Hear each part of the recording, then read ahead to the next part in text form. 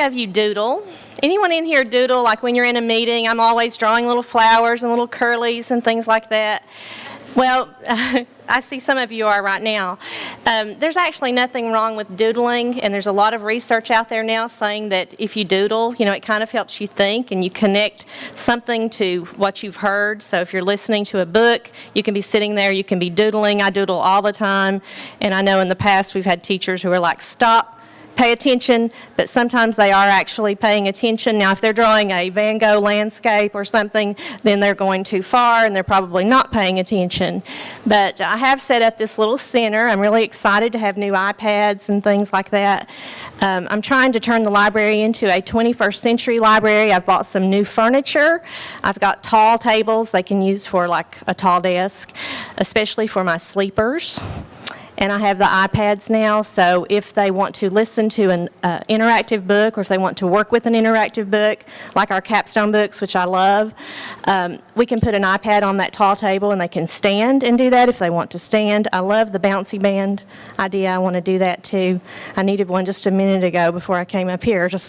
Okay. Listening, how many of you have an Audible account? Anyone listen to books? Okay, if you drive a long way to work, or if you just drive 15, 20 minutes, that's a great way to catch up on your children's literature, your young adult literature. That's how I keep up. I listen to books all the time when I'm cleaning house, or, I've always got my little earbuds in, and I love to listen to books to stay up to date, so I will know what to suggest to children. We use Audible books quite a bit, so now I have this center in the library. I know everyone needs to have maker spaces, and I'm trying to redesign. I have a marker board area now for small group work, and I've gotten some great ideas today. So pretty much that's what I'm doing. And anyone have any questions about the center? Okay, so maybe in March I can have some pictures and show you what my students are doing with this Listen and Doodle Center. Okay, I've got a lot of research up here to back up, listening to audiobooks. They've done a lot of studies. I know that there was one group that was a control group and an experimental group, and some of them read the book, some just listened, and afterward, in 90 days, they had increased 30% over the others in their scores, just from listening.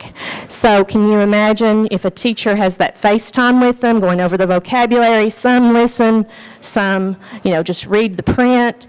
I think when you bring all of those things together to make them engaged, let them discuss with each other what they've read and share with the blended learning style, not just technology creating something, but actually sharing it, writing book reviews, things with each other, recording themselves doing like a little book talk with their friends and sharing that. That's the kind of stuff that really brings a love of literature, and that's what I want to do in the library. I want to get the children reading, because we all know reading gives them knowledge. And what does knowledge give them? It gives them power.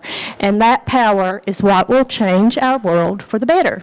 So that's why I wanted to do this. So that's it.